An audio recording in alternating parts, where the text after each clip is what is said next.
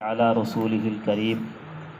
أما بعد فأعوذ بالله من الشيطان الرجيم بسم الله الرحمن الرحيم إن الذين يكتمون ما أنزل الله من الكتاب ويشترون به ثمنا قليلا أولئك ما يأكلون في بطونهم إلا النار ولا يكلمهم الله يوم القيامة ولا يزكيهم ولهم عذاب أليم أولئك الذين اشتروا الضلالة بالهدى والعذاب بالمغفرة فما أصبرهم على النار ذلك بأن الله نزل الكتاب بالحق وإن الذين اختلفوا في الكتاب لفي شقاق بعيد صدق اللہ العظیم۔ بے شک وہ لوگ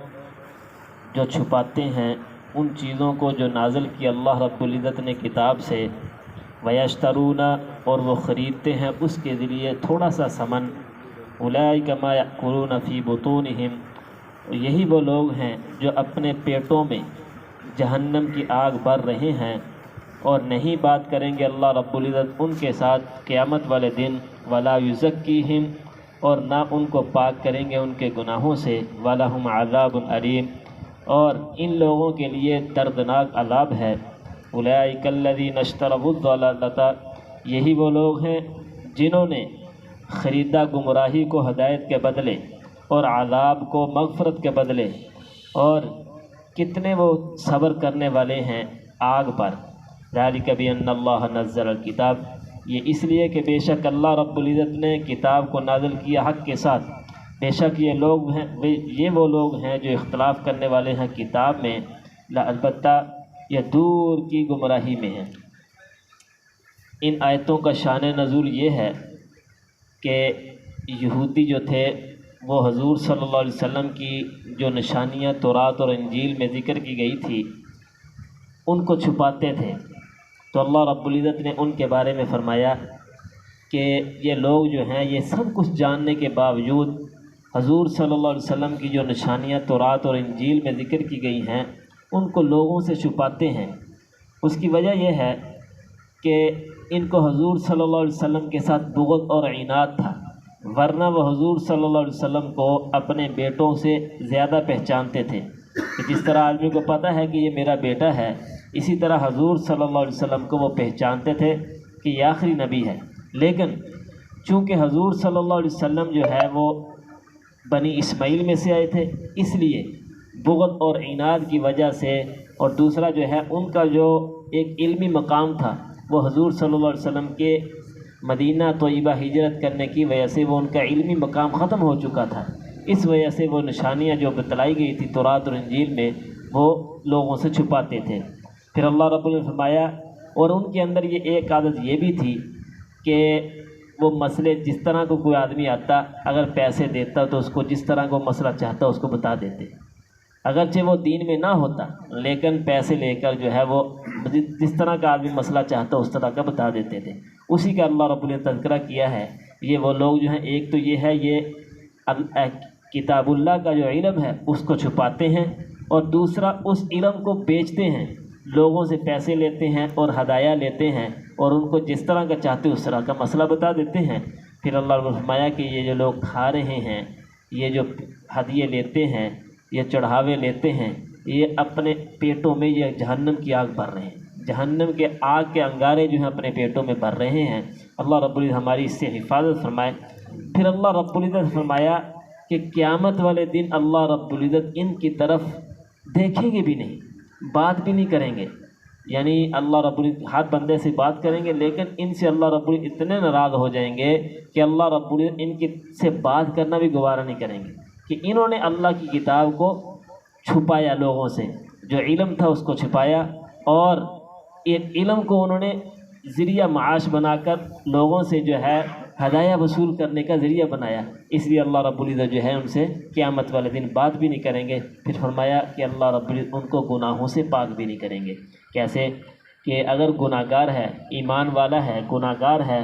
اس کو اللہ رب العزت ایک نہ ایک دن جہنم سے نکال کر جنت میں داخل کر دیں گے، لیکن اللہ رب العزت ان کو ہمیشہ ہمیشہ کے لیے جہنم میں رکھیں گے۔ یہ مطلب ہے کہ ولا یزکیہم، کہ اللہ رب العزت ان کو پاک بھی نہیں کریں گے گناہوں سے۔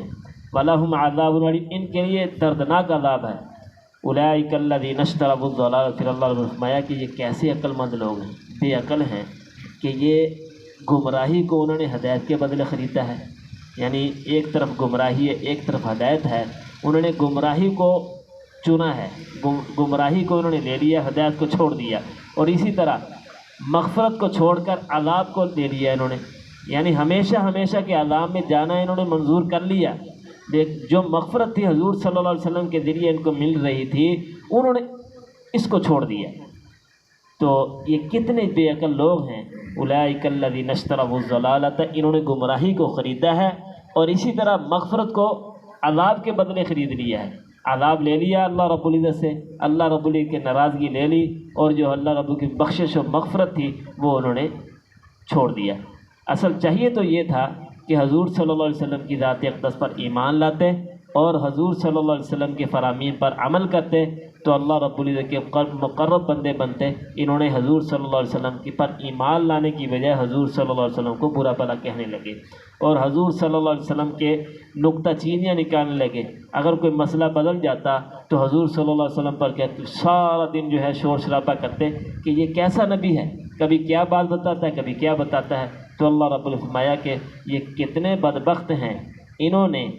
گمراہی کو خریدا اور اسی طرح عذاب کو خریدا اور پھر اس پر یہ صبر کرنے والے ہیں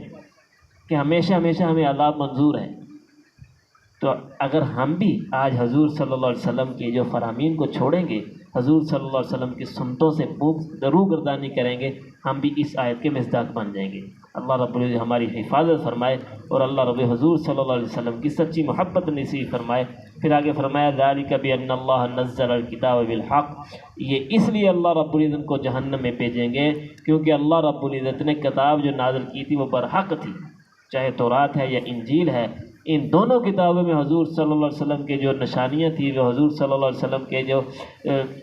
حضور صلی اللہ علیہ وسلم کے بارے میں باتیں بتائی گئی تھی کہ اس طرح کے ہوں گے، وہ سب کچھ بتلایا گیا تھا، لیکن انہوں نے خود عمل بھی نہیں کیا اور لوگوں کو بھی روکا، اس لیے لوگوں کا گناہ بھی ان پر ہوگا۔ اللہ رب العزت فرماتے ہیں آگے وَإِنَّ الَّذِينَ اخْتَلَفُوا فِي الْكِتَابِ، انہوں نے جو اختلاف کیا نا کتاب میں، یعنی قرآن کریم میں جو اختلاف کیا ہے یہ بہت دور کا اختلاف ہے، یہ ان کو اللہ رب العزت بہت زیادہ دور کرنے والا ہے۔ اصل میں انہوں نے اپنی ذات کے ساتھ اختلاف کیا ہے، اس لیے کہ یہ سب جاننے کے باوجود اسی طرح جب ہمیں کسی بات کا پتہ چل جائے، علم ہو جائے کہ یہ بات اس طرح ہے، اب اس پر ہم عمل نہیں کریں گے تو ہم بھی اس آیت کے مصداق بن جائیں گے اور اسی طرح اللہ رب العزت ہمیں بھی عذاب دیں گے، اس لیے کہ علم آپ کو مل گیا اس پر کسی چیز کا، مثال کے طور پر ہمیں پتہ چل گیا کہ جھوٹ بولنا گناہ ہے،